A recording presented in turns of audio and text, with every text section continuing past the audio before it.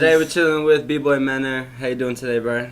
I'm chilling, man. I'm good. Yeah. Chilling. He's wrecked. He's had full 2 days of workshops, and we caught him last minute, but we're happy to have you on the show. Thank you, man. What time is it now? Yeah. Also, we got Bboy Macaroli. Yeah, it's me. Hi, what's up? It's more Mac tonight. I'm gonna try to be serious. Talk with Menno, men to men. 28 years old, 1989. We're here. Yeah. Hey. Anyway, what time is it now? Just let's see the time. It's about 11:30. 11:30, and Yeah. he's here and he's trying to represent. Thank Yeah. you so much, man. Hi, man. We Awesome. appreciate that. Where you from, and what crew you represent? From Holland. My hometown is Tilburg. I live in Rotterdam since 4 years. Yeah. And I rep the crew Hustle Kids, Deaf Dogs, and Red Bull BC1 All Stars. Fresh, Red Bull, man. Yeah. Man, you heard of them guys? Manu? Yeah. Macaroni. Yeah, Manu, what's up, bro? Manu. Yeah, I heard of them. Yeah. Of course. What about growing up? Growing up over there in France, well, no, because I was not really connected to dance that much. Yeah, right. Started late, and even when I started, I didn't really care, because I haven't till maybe here. I think actually, when I got into Team Cream and hanging out with Fongo, Mm-hmm. which is the one that pretty much showed me about Menno. And this is where I started learning about, or trying to understand about the flows and whatever he's putting on the table. And other than that, that's it. Kid Colombia, of course, lately. Yeah. Crazy. All the boys. But I'm Yeah. not even the best place to even know all That's their cool. names and stuff. But yeah, That's sweet. they've more made a lot of noise lately, I reckon, like the last 5 years. More than Yeah, we have me and Cisco, which are more like well known from earlier, since 2005. We were representing a lot. Yeah. Those were the years where the name Hustle Kids became known in Europe. Yeah. Well, I heard of it, but I just don't know. Yeah. See, like I said, when I started, it wasn't a thing that I would go for. It's not something like I didn't care about the knowledge. I didn't care about the culture. I was nothing. And it's the same thing that, unfortunately, I can't even tell you. Yes, I don't know. Yes, no.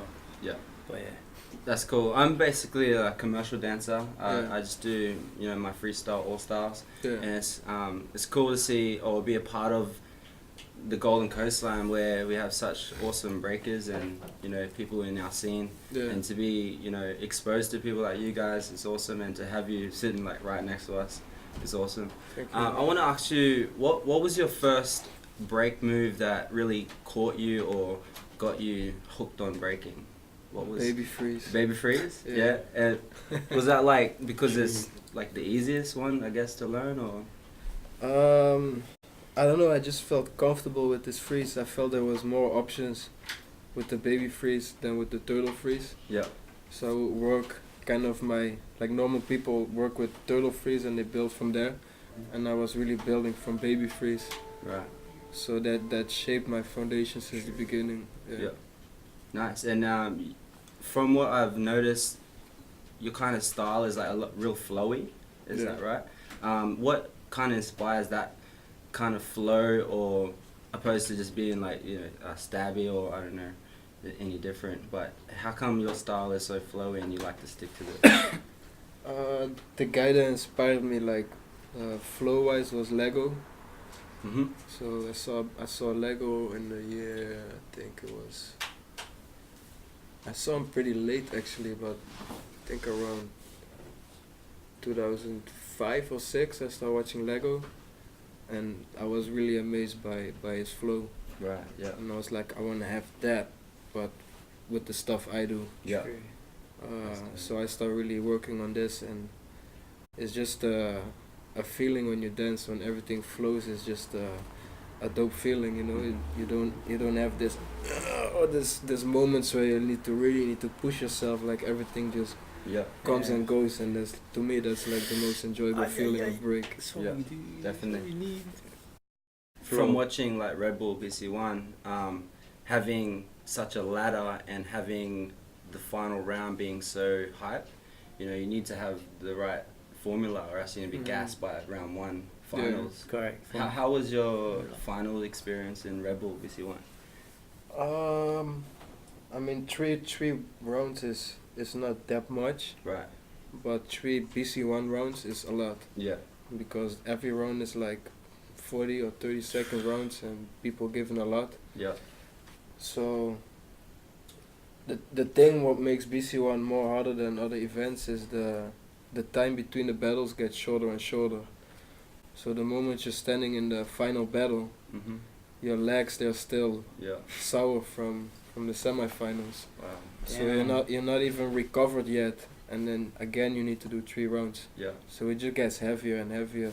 Mhm. But at the same time you're seeing the finish line Yeah. comes closer and closer. So that gives you a lot of motivation Mhm. to give your all and Push on. being Yeah. it in my home country, like my crew behind Yeah, me, bro. That's Yeah. they were all drunk. Yeah. They were behind me. They were like, yeah. That's So awesome. there was a lot of extra oh, energy that's for me. something. Yeah, you did. What about preparation up to Rebel BC1? Is it something like a Olympics of b-boying where you know you train all year for this competition, or is it sort of like an event that comes up? Oh yeah, I might go in this year. No, they prepare you a long time before, Mm. so you have proper time to prepare. But it's just difficult because this is all I do, and you see I'm here now in Australia, Yeah. and I'm traveling all the time, Mhm. which is a problem if you wanna really take like. I wish I could take like 3 months and really like have a focus for 3 months, but it's Yeah. just impossible Right. because if I do that, I don't get paid for 3 months. And then And then if I don't win, it was all for nothing. So Yeah. it's pretty difficult to it's hard to take that risk. So I was 1 month from home before BC1, and then I had 2 weeks. I was Right. just training in hotel, doing floor sprints in the hotel rooms, and taking my jumping rope everywhere with me.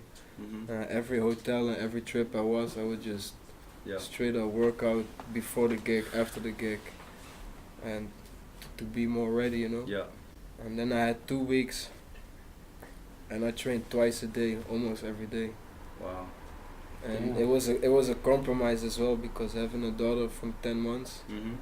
it's really like planning. And my girlfriend is like, she's finishing her studies. Mhm. She also had a deadline, so it was really like Yeah. puzzling. And I was like, listen, I know I can take this shit, but I need to train twice a day for at least 2 weeks. I need to have Wow. a full focus. So you can't really count on me with the baby too much right now, Yeah.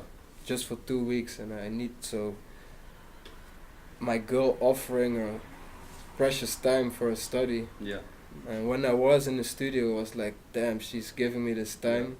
I'll better really Means more like, to I really fucking Yeah, bro. do it right now, you know. So Mm. it gave me, it made me so much more hungry, like to train even harder Yeah. when she gave me this time. And then being it in my own country, and I mean doing my tracksuit, and I already knew like I'm gonna do Yeah. this thing in my own tracksuit, and it's just Wow. gonna be, it's Yeah. gonna go hand in hand, and it's gonna Mhm. be easier to sell, and it's promotion for my tracksuits as well. So Mhm. then my baby, the tracksuits, being in my own country, Yeah. it was so much extra push for me to go hard, to go Yeah. really all out in my preparations and on the battle floor. That's So great. that what made me win this year. That's awesome. A lot of people don't see the preparation; they just see the 3 rounds on YouTube, Yeah, and that's really good to know the insight or you know what it takes. yeah. That's awesome. I have a last question for you. Who in the scene would you want to battle the most? If you had one fantasy battle and you could battle anyone, who would it be? Fuck, I would go back in time and battle Mauricio. Yeah, Yeah. yeah. I'm gonna pretend like I know him, but yeah. Can you tell me a little about him? To me, he's one of my all-time favorites. He's an old school b-boy from Italy, Torino. Ex Rocksteady crew. Okay. He's repping 7 germs. Right. And And you've battled him before, you said. no, he's Oh, yeah? he's way more Oh, old. okay, That's yeah. why I Right. need to go back in Understand. time. I need a time machine, because Yeah. right now he's I think he's close to 50, Wow. or just past 50. So it don't make sense right now to battle him. But I Yeah, would yeah. love to battle him when he was in his prime. Yeah. Like his attitude, his touch, It's just next level. That's crazy. And they call him the next one, so that's probably, you know. Awesome. Well, thank you for coming on the show. Yeah, man. Thanks. Nice to meet you. Best of Nice luck to in the meet you too, future. Thanks, Macaroni, for being with us today. That's about it. See you next time. We're living on top of the rock. All of my people gon' flock. Flamingo, I see them a lot. Get down when the beat drop. Night time, now we gon' walk. Myself in the moon, we talk. Make way for